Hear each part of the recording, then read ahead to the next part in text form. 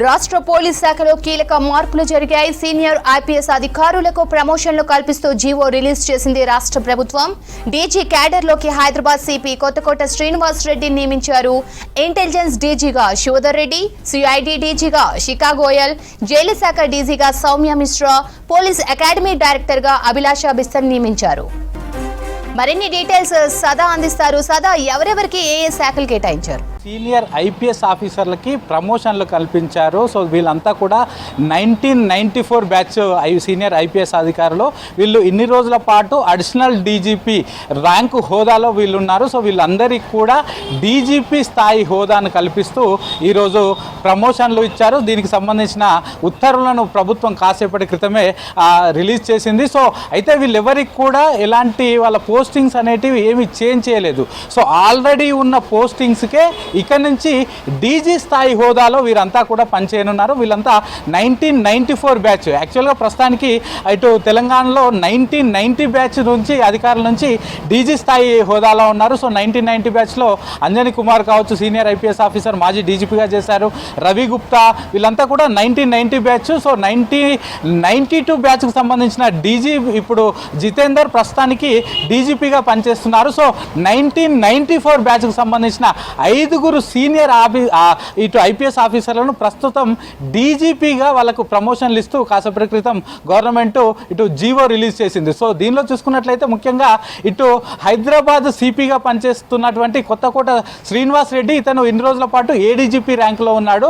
So ప్రస్తుతం అతను DG హోదాలో అదే పోస్టింగ్లో, అంటే హైదరాబాద్ సిపిగానే డీజీ హోదాలో ఇక నుంచి పనిచేయనున్నారు. సో ఇతను డిసెంబర్లో కాంగ్రెస్ గవర్నమెంట్ వచ్చిన తర్వాత డిసెంబర్లో హైదరాబాద్ సిపిగా ఏడీజీపీ ర్యాంకులో అతను ఛార్జ్ తీసుకున్నాడు. సో అప్పటి నుంచి హైదరాబాద్ కమిషనర్గా ఇటు డ్యూటీస్ చేస్తున్నారు. సో ఇక నుంచి అదే పోస్టింగ్లో డీజీ హోదాలో అతను విధులు నిర్వహించనున్నాడు. అలాగే ఇంటెలిజెన్స్ అడిషనల్ డీజీగా ఉన్నటువంటి శివధర్ రెడ్డికి కూడా ప్రమోషన్ వచ్చింది. ఇతను కూడా 1994 బ్యాచ్. సో డిసెంబర్లో ఈయన కూడా ఇంటెలిజెన్స్ అడిషనల్ డీజీపీగా అతను ఛార్జెస్ తీసుకున్నాడు. సో ప్రస్తుతం ఇంటెలిజెన్స్ డీజీగా అతను ఇక నుంచి విధులు నిర్వహించనున్నాడు. సో ఇతనితో పాటు మరో 3 మహిళా ఐపీఎస్ ఆఫీసర్లకు కూడా ప్రమోషన్లు వచ్చాయి. దీనిలో అభిలాష బిస్తు, ఆమె ప్రస్తుతానికి ఇటు పోలీస్ అకాడమీకి డైరెక్టర్గా వ్యవహరిస్తున్నారు. సో డిసెంబర్లో ఆమె ఛార్జ్ తీసుకున్నారు. సో అప్పటి నుంచి అడిషనల్ డీజీ ర్యాంకు హోదాలో ఇటు పోలీస్ అకాడమీకి డైరెక్టర్గా పనిచేస్తున్నారు. సో ఇక నుంచి ఆమె డీజీ స్థాయి హోదాలో ఇటు పోలీస్ అకాడమీకి డైరెక్టర్గా విధులు నిర్వహించనున్నారు. సో ఈ 5 మొత్తం 4కి కన్ఫర్మ్ చేసిన ఇక అభిలాష బిస్తది మాత్రం ప్రస్తుతానికి ఆమె క్యాడర్కు సంబంధించిన ఇష్యూ డిఓపిటీలో కొనసాగుతుంది. కాబట్టి డిఓపిటీ నుంచి కన్ఫర్మేషన్ వచ్చాక ఆమె క్యాడర్ అనేది, ఆమె ర్యాంక్ అనేది ప్రస్తుతానికి కన్ఫర్మ్ కానుంది. ఇక మరో మహిళా ఐపీఎస్, సీనియర్ ఐపీఎస్ ఆఫీసర్ ఇటు సౌమ్య మిశ్రా కూడా ఆమె జైళ్ల శాఖ అడిషనల్ డీజీగా పనిచేస్తుంది. సో ప్రస్తుతం ఆమెకు కూడా జైళ్ల శాఖ డీజీగా ప్రమోషన్ వచ్చింది. సో అదే స్థానంలో, అదే పోస్టింగ్లో ఆమె కూడా ఇక నుంచి జైళ్ల శాఖ డీజీగా senior IPS officer Soumya Mishra పనిచేయనున్నారు. ఇక ఈమెతో పాటు ఇటు శిఖా గోయల్ కూడా 1994 బ్యాచ్. సో ఆమె సిఐడి చీఫ్గా పనిచేస్తున్నారు. సిఐడికి